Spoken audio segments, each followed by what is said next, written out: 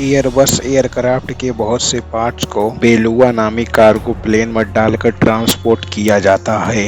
लेकिन जब आए दुनिया के सबसे बड़े पैसेंजर प्लेन्स की एयरबस A380 की, तो उसके पार्ट को किसी भी एरोप्लेन की मदद से ट्रांसपोर्ट करना इम्पॉसिबल है, क्योंकि अभी तक कोई ऐसा कार्गो प्लेन ही नहीं बना जो इस शानदार बड़े जहाज को अपने अंदर फिट कर सके। तो फिर पूरे यूरोप में बनने वाले A380 के पार्ट्स एयरबस के असेंबली यूनिट के पास लाए कैसे जाते हैं। हेलो दोस्तों एयरबस एक यूरोपियन एयरक्राफ्ट मैन्युफैक्चरिंग कंपनी है जो हर साल 1000 जहाज बनाकर दुनिया भर के एयरलाइंस को डिलीवर करती है। अनुमान लगाया जाए तो एक दिन के ये 3 जहाज बनाते हैं। मोर और लेस एयरबस को रोजाना 3 जहाज बनाने ही पड़ते हैं, जो एक कठिन चैलेंजेस में से एक है। ये जहाज आखिर बनाए कैसे जाते हैं, ये तो एक अलग ही कहानी है। पर इन जहाजों के अनेक पार्ट्स जो यूरोप के कोने कोने में बनते हैं, वो फ्रांस के शहर टोलूज तक कैसे पहुंचाए जाते हैं, जहां एयरबस का मेन असेंबली यूनिट मौजूद है। एयरबस का लॉजिस्टिक सिस्टम समंदर, जमीन और आसमान को मिलाकर दुनिया का सबसे कॉम्प्लेक्स ट्रांसपोर्ट नेटवर्क कहलाता है। इसके पार्ट्स यूरोप के अलग अलग सिटीज में बनते हैं, फिर एक जगह जमा होकर एक बड़ा और खूबसूरत जहाज बनता है। ये कोई मामूली काम नहीं है, बल्कि बेमिसाल कई दहाइयों की इंजीनियरिंग और लॉजिस्टिक की प्लानिंग का नतीजा है। 1960 के दौर में यूरोप के बड़े कंट्री जैसे कि फ्रांस, जर्मनी, स्पेन और यूके ने मिलकर एक नया सपना देखा,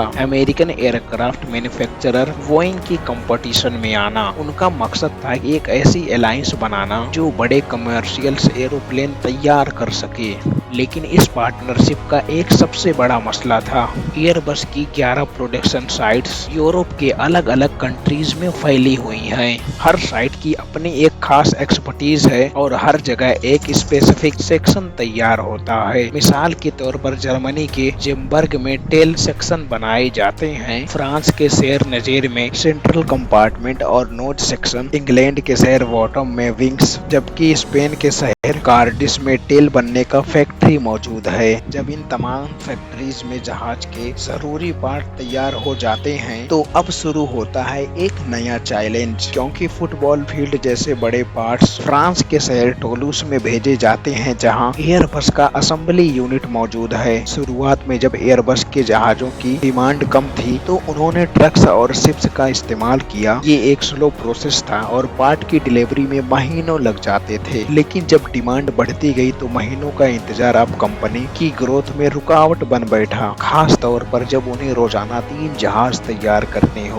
इस मुश्किल को हल करने के लिए एयरबस ने एक नया और शानदार प्लान बनाया। आर्कटिक ओशन में एक वेल पाई जाती है, जिसकी आवाज गूंजती है तो किसी गाने जैसे लगती है। इस वेल को बेलुगा वेल कहा जाता है। 1994 में एयरबस ने इस वेल की बॉडी से इंस्पायर होकर एक नया प्लेन बनाया और इसे बेलुगा का ही नाम दिया गया। इस प्लेन का मकसद सिर्फ और सिर्फ बड़े और भारी जहाज को ट्रांसपोर्ट करना था। बेलुगा में वो खासियत मौजूद है जो एक आम प्लेन में मौजूद नहीं होते। इसकी साइज और कैपेसिटी की बात की जाए तो बेलुगा 56 मीटर या 184 फीट लंबा है, यानी एक ओलंपिक स्विमिंग पूल की फुल लेंथ से भी लंबा। इसकी ऊंचाई 17 मीटर या 56 फीट है, जिसको एक 7 स्टोरी बिल्डिंग जितना